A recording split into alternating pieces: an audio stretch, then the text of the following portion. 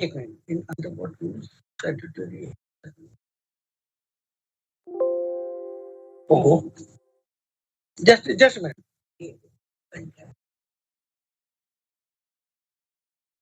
No, you in a contempt petition you cannot make. You see, somebody has to have the uh, have the mens rea to have committed an offence against the order of the court. Now, a company can't do it. A company can do it, but only through an officer. So it always, you cannot make, not as an artificial person. You have to make it the person by name. Sorry. Just, so the appeal you have to mention when you file a statutory appeal. You have to mention the section of the relevant act, and there are rules in the Supreme Court rules. There are separate rules as to where a appeal is filed. I don't remember offhand what the rules are, but for every one of them there is a rule, separate rule or sub rule, which in the Supreme Court which says as to under that rule you have to file. Now, if you don't remember the rule, it doesn't matter, but you must mention the section. You can always say read with appropriate rules to make a shortcut.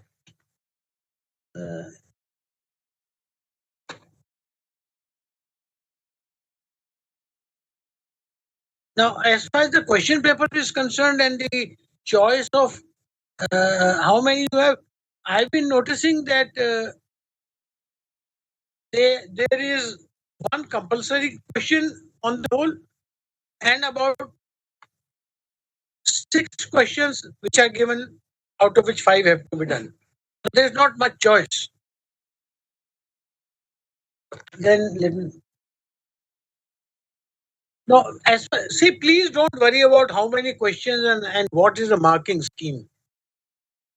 At this level, at where you are sitting for AOR examination, even if you are giving all compulsory questions and you have to, and whatever we're marking, you have to do it.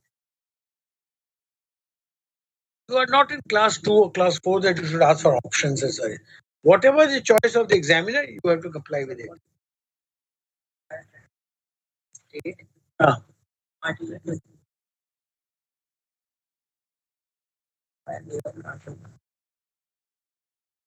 No, a question has been asked as to whether when clubbing of the FIR is concerned, whether we can do it in a transfer petition. See, one problem is that FIR is a step prior to filing of the charge sheet. And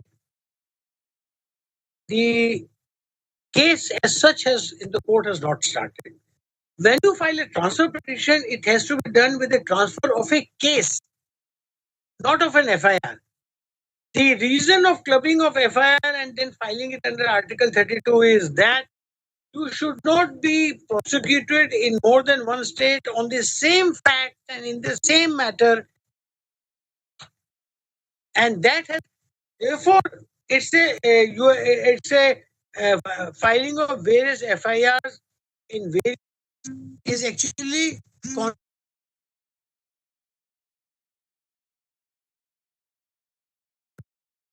sorry.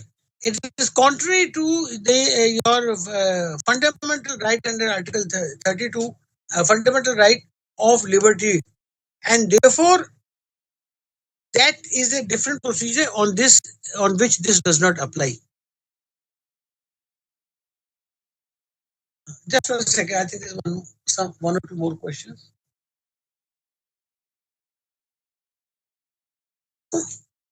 See, I can give you only a general idea of how the work is to be done.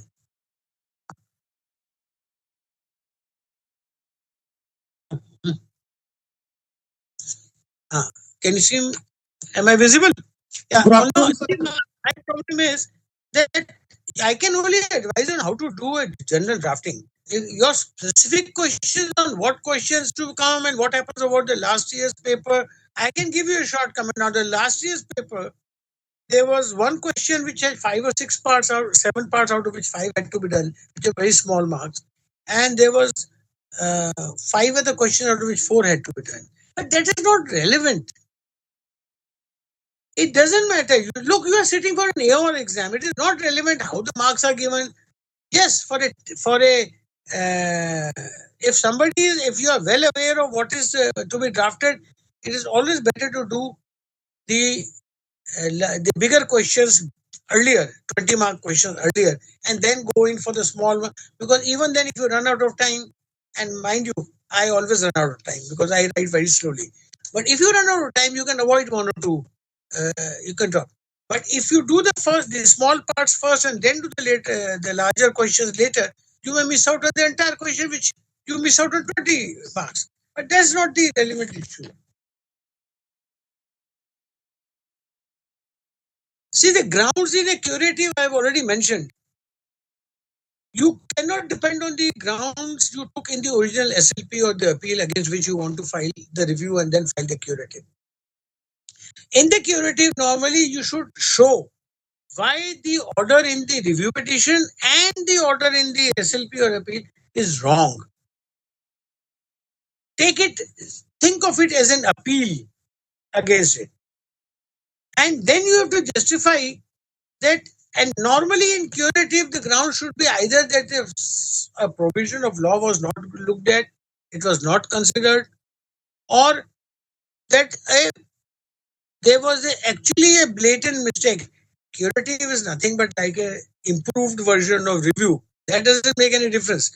But you have to assume it. And curative is basically a tough draft. Because once you take all your grounds in SLP and then file a review and challenge in that, and then you file a curative, unless you have a very specific uh, case as to why the order of the review petition was wrong, it's tough. But you have to frame the grounds in such a manner that they don't look a repetition of the earlier one. That I've already answered. See, as long as is the question of filing an affidavit along with the other petition or SLP is concerned, please look at the question. I have sometimes noticed the question paper says that affidavit need not be filed. If not, then you have to file. Please remember that by itself the petition has no meaning unless it is supported by an affidavit, or it is a counter affidavit where you again it is a form of an affidavit. And that reminds me, I must point out. See, in a counter affidavit, whenever, or in a petition also, whenever you write an affidavit that you are doing that, either there are multiple petitioners or there's a company or corporate body for which you are appearing, then you must write that I am so and so, I am well aware and I have been duly authorized by either the rest of the petitioner or by the company. Then you must also point out in the counter affidavit that you have already that whatever is said in the petition is not true unless you admit it directly. The annexures are true copies, and also one paragraph that you have not stated anything which was there before the court below, and no documents have been filed which are not there before the court below. All that is part which is expected in an affidavit, and if you don't put it, you in the counter affidavit, and if you don't put it, you will lose marks. See, notice of motion it's like there is a format which is given in the Supreme Court rules, in the forms and all, but it is basically like an application.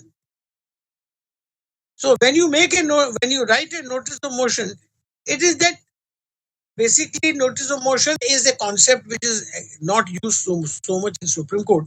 It is mainly used in Bombay High Court, where it is an application which says that we have filed this application, please be there. Now here, when they issue notice, when you give when you are filing electronic filing and all, it's basically it's just like an application. Nothing. I don't feel there's any big difference. Mr. Anupam Lal may explain better, but I don't think there's any much difference between the two of them.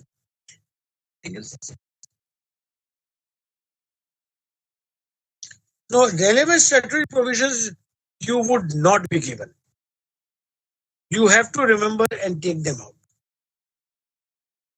Now, if you have given, good for you. But I'll presume that they will not be given. You will have to do it on your own. And please remember them. You do a little bit of mugging of the rules also.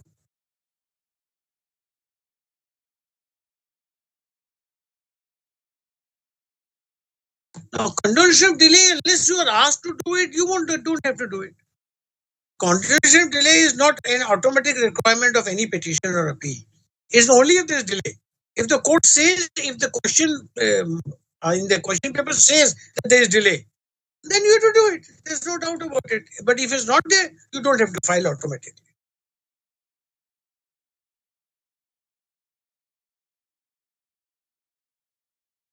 Yes, there's a question about Section 11 of the Arbitration and Conciliation Act. Now, an application and under Section 11 of the Arbitration and Conciliation Act is normally filed here if there's a international. Huh? Hello, can you hear me? Yeah. Now, in the Section 11 petition, only three things are very important. One, you must show that there's a arbitration, there's a contract. Parties are there. Second, you must show that there's an arbitration clause in that. And thirdly, you must show that when you come to Supreme Court to file a Section 11, that there's an international party to it, a non-Indian.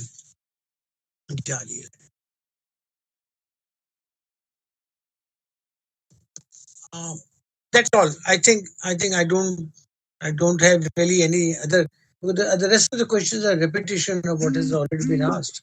Mr. Anupam, you may proceed. I'm finished. Thank you.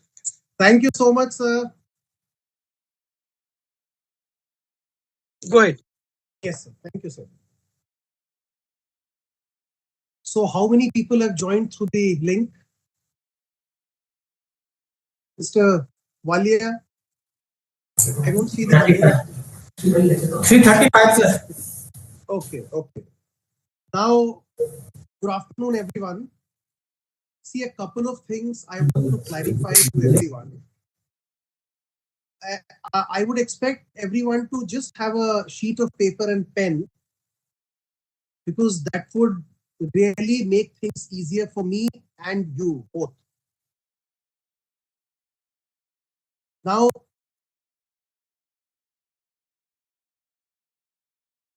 my voice is low. 1 second. Am I audible now? Is it okay now? Yes, sir. Yes, sir. Yes. So I would request everyone to have a sheet of paper and pen, because that would make things easier for you. A couple of things I want to clarify. See, is my voice still low? Is my voice still audio low? Okay. So I think there's a problem at your end, perhaps. Okay. So the first thing is that while setting the paper for drafting, I had 2-3 things in mind. One,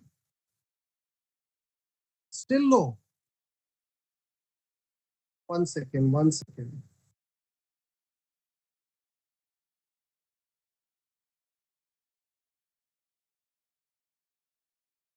How do I increase the volume?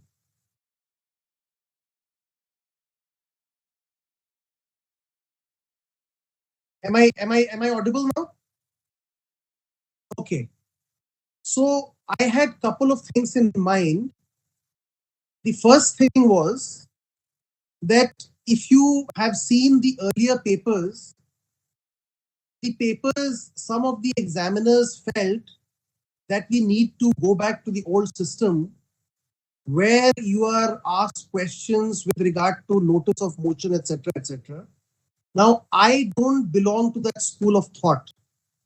No notice of motion is required. One, I do not expect you to draft affidavits and certificate. That is not a lawyer's job.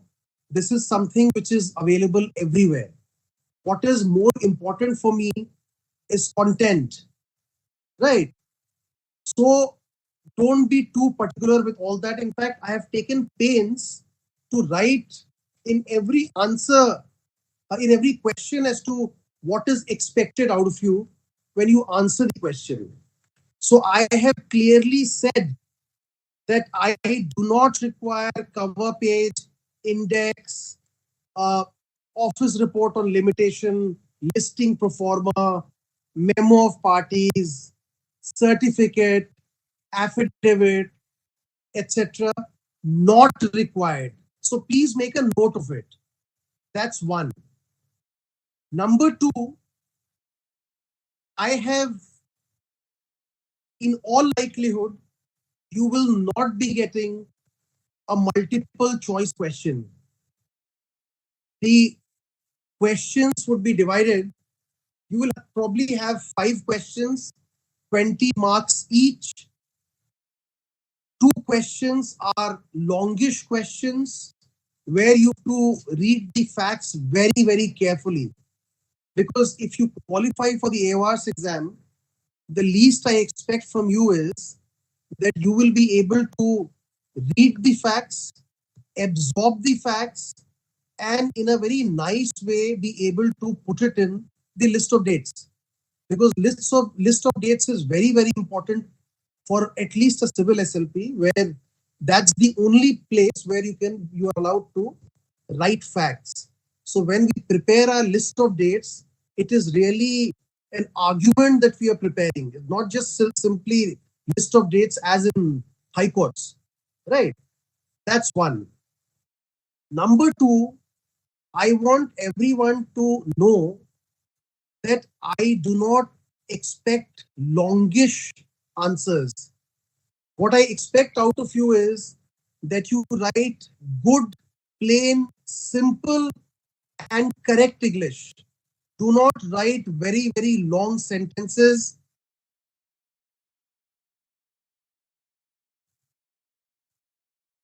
If you've all read something like Pressy, to do something writing. So be very, very expressive, simple. I do not want you to be very erudite, simple language. Now, when I say that you will not have multiple choice questions, what is that I expect? I'm sorry, I'm still in my uniform. I just got over with my matters and I'm sitting in the library and trying to deliver this lecture. See, I will expect you, if you are a Supreme Court practitioner, to know certain things which are a complete must. Like, what is a civil SLP? When you are asked to draft in the Supreme Court, what is a criminal SLP? What is a civil transfer? What is a criminal transfer? What is a writ petition? What is a public interest petition? What is a review? What is a curative? Okay, so these are basic things that I expect you to know. And obviously, I mean, I do not expect most of the people to do suits, etc. early in their life, but you should know the concept of an original suit in the Supreme Court is something that I expect you to know. Now, there are varied topics on which you can, you can be expected to write answers. Now, with more than 24 statutes having a direct appeal to the Supreme Court, you may be asked to draft a statutory appeal. There could be varied laws, but some laws on some burning issues could be asked. So you can expect a statutory appeal also. Now, 2 of the questions will have slightly complicated facts. Like, for example, if you are asked to draft a civil SLP, it may have complicated facts. So you are expected to read them very, very carefully. You get 30 marks extra only for this purpose. And if it is a civil SLP, I mean, what I generally do is that I draft the genealogy, a family tree, whatever. It helps in my drafting. So each one to himself. Now, what is very, very important is that when you draft an SLP, what do I expect out of you? I expect that you will give me 2 decent questions of law, 4 decent grounds. The grounds should not be totally unassailable, unsustainable, etc., etc. I want 4 decent grounds and 2 decent. Please don't go for 10 grounds because then they become repetitive. As far as I'm concerned, 2 questions of law, 4 grounds, good enough for us. Now, if there is an interim prayer that you have to ask for, an interlocutory prayer, I want you to apply your mind.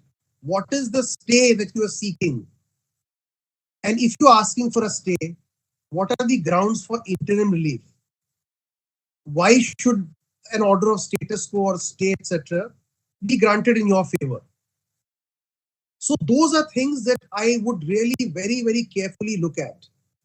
Now, for example, if there's a review petition, I want you to understand that you are drafting a review before the Supreme Court. If it has things like no non-application of judicial mind, you are never going to succeed because you can't tell the highest court in the land that there has been non-application of judicial mind. You have to be very, very polite and you have to say that it perhaps escaped the kind attention of the Honorable Supreme Court or an inadvertent mistake that has crept in, perhaps not argued. The Honorable Court failed to take notice. Right. So you have to be very, very polite, very, very guarded in your review petition. You can't say that you are factually incorrect and suffers from non-application of judicial mind, etc., etc. So these are things that you have to be very, very cautious about. For example, if there's a public interest litigation, I expect you to know what are the statutory paragraphs. Like in a suit, you have these cause of action, limitation, territorial jurisdiction, etc., etc. So PIL has statutory declarations. You must be aware of that. If I find those declarations to be missing, then obviously you will suffer. Now, one more thing I want to share with you is that a drafting paper is always a longish paper. You have to time yourself. First 2 answers invariably take most of your time. So first 2 answers must not consume more than, say, if you have 5 questions, then this is how I will take the questions a little later. So first 2 questions invariably take a lot of time because you want to write your best. You are very conscious about your handwriting, which you should be. Bad handwriting is a strict no-no. We have great difficulty in correcting the papers. So if you do 2 in 1.5 hours, then the other 3 you have to do in 1.5 hours, which means for the latter 3, you can only get half an hour per answer. So therefore, I have been very, very careful in saying that you don't draft these. Now, even as far as synopsis, etc. is concerned, synopsis is a very, very important part of a civil SLP. I should get the juice of the matter in the synopsis itself. You don't have to re-argue your entire case, but at least I have to get the juice of the matter. Now, wherever I do not ask you to draft synopsis and list of dates, you need not, because for all questions, I do not expect you to be drafting the synopsis and your list of dates. Now, all the important sections relating to the case would be given to you, because I do not expect you to know all the provisions of law. So we will give you those sections for your convenience. But if you are totally unaware of a particular law, then you may find it to be a little difficult. Now, I am re-emphasizing on 2 things. See, drafting is something that I am conscious of the fact that it is not easy to write 5 answers in 3 hours. I mean, I have written this exam myself and many years ago, and I can understand that. I can understand and appreciate your plight. So therefore, I do not want very longish answers. I want you to be very crisp and focused. But I need substance. For me, if there's a 20 mark question, then don't think that if you give me the correct format, I'll give you 10, and for the other content, I'll give you 10. So therefore, for me, format is definitely important, but the real meat of the matter is more important. Now, two of the questions, as I indicated earlier, have complicated facts. But the facts don't get stressed out with the facts. Okay. Because the questions are very simple. But unless you are able to absorb the facts, you will not be able to answer them. So be very, I mean, you have half an hour to read, which is a decent time. It's quite a lot. But then you must be able to absorb the facts. Questions are simple. Now, there will not be any choice. 5 questions and 20 marks each. So you have to accordingly time yourself. Now, I am ready to take questions if you have questions.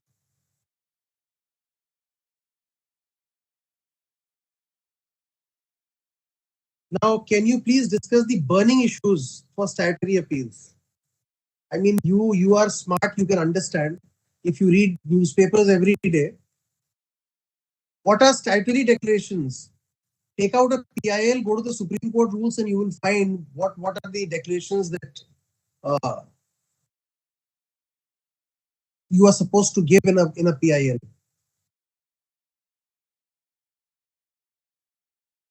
Now, see, whenever I ask you a question, I will be very. Please look at the end of the question, which will clearly state as to what is expected of you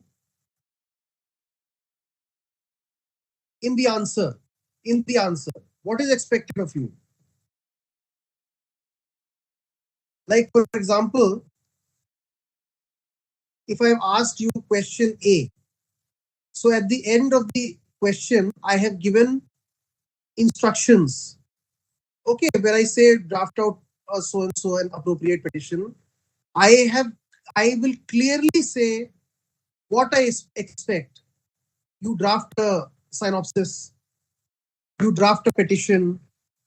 Okay, I have in the question, in fact, also stated where I have asked you to draft list of dates, and where list of dates and memo of parties are not important. Please don't draft.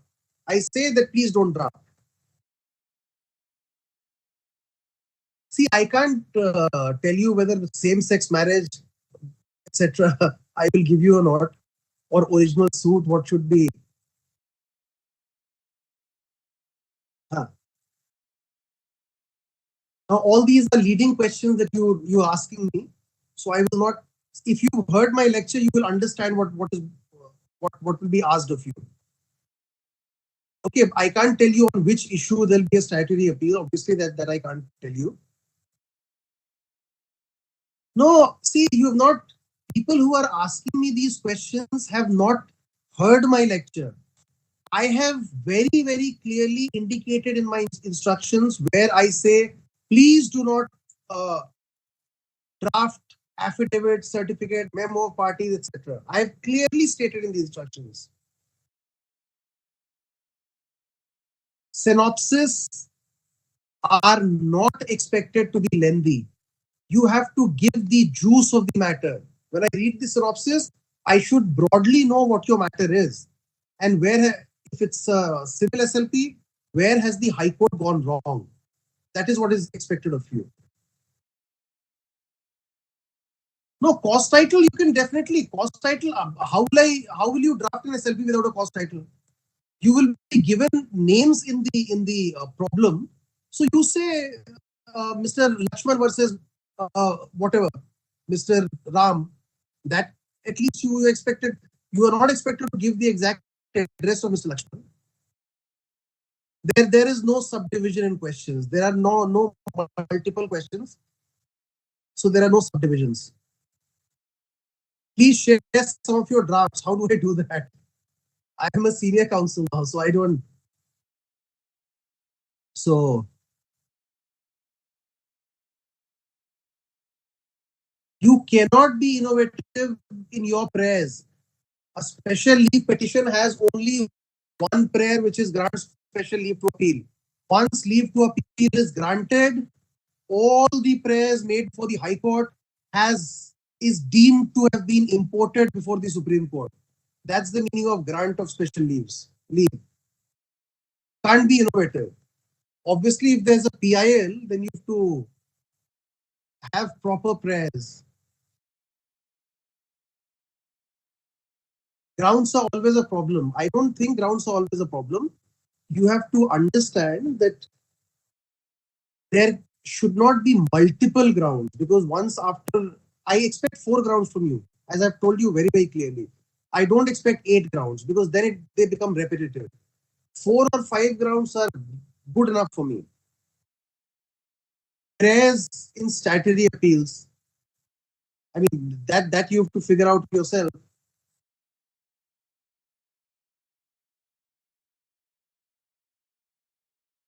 Now, how do I tell you whether there are statutory appeals from Consumer Forum or NCLAT or whatever? Okay. What should be the length of the SLP? I do not expect very, very lengthy answers.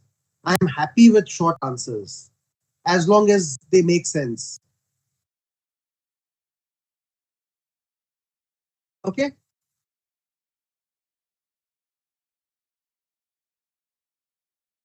And one more thing, when you write your answers, every answer should begin from a fresh page. Otherwise, at times, it becomes very, very difficult in marking.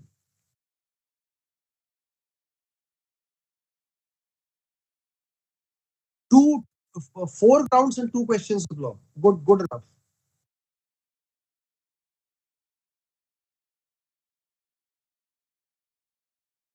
And please be very, very clear with your answer numbers. Because if you write answer number 3 and you've actually attempted question number 2, then I can't give you marks.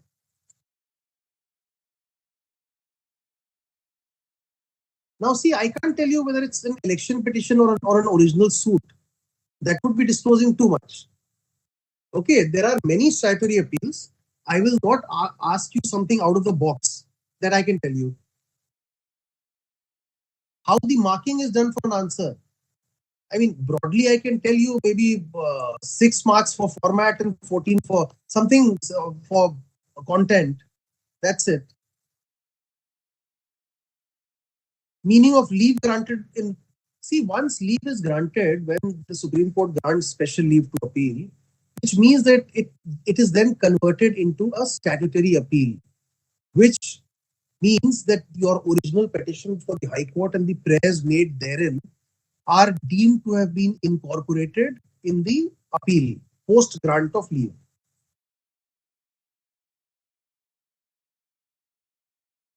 No, see, if there is a review petition, I don't know whether there is a review petition or not. I will in the instructions clearly write what you have to draft in a review, whether you have to draft LOD or etc. etc. So whatever it is, I will be very, very clear in my instructions.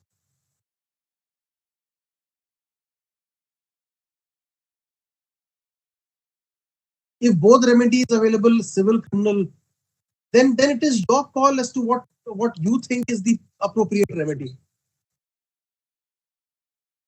No, I can't share drafts. Annexures to be marked in synopsis or LOD. My dear friend, if you practice in the Supreme Court, annexures are always marked in the LOD, never in the synopsis.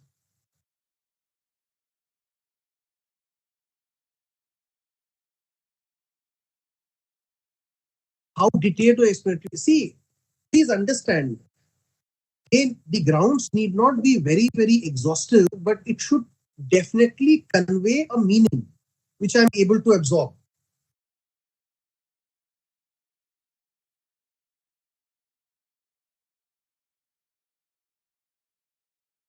if annexure marking necessary in the drafts, wherever annexure marking is necessary, you will find it in the question itself, where I've said, please mark annexures.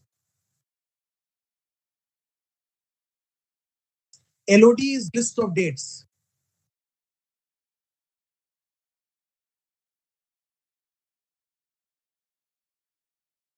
Grounds for transfer, should I tell you? You have to tell me. See, please understand, everybody is asking about affidavit, affidavit, affidavit. I have clearly in my question said, I do not require affidavit, I do not require certificate, I do not require memo of parties. See, the AOR exam says you have to use one ink. If you use two ink, then your question paper can be answer sheet can be invalidated. So one ink, please. Citing cases important. No, not really. If you give me a good case, maybe a covered matter, I'll be happy. Yes, the relevant rules would be given in the relevant provisions of law would be given in the question paper.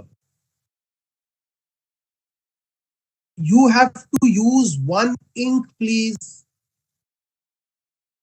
If you use two, then your answer sheet can be invalidated. And I have clearly stated in all the questions as to what is asked of you.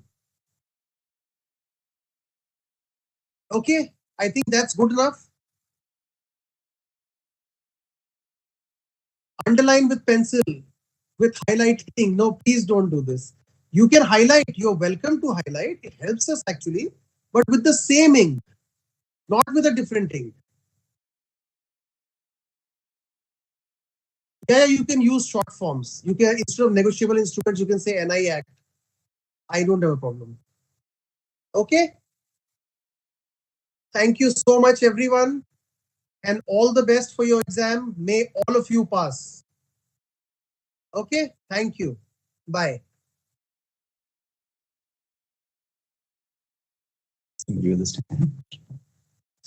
Okay. Thank you. You can disconnect, Mr. You can disconnect now. Thank you. Why am I not able to disconnect?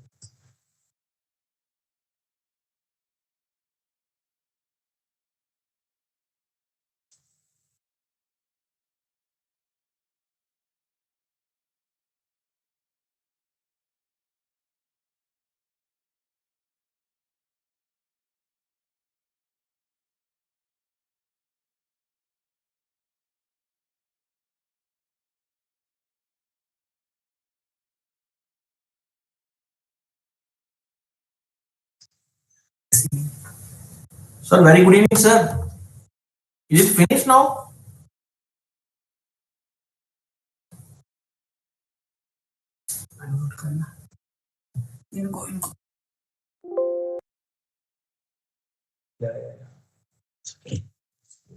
More information. Okay, thank you. Mentioning that. I think there might be one more lecture.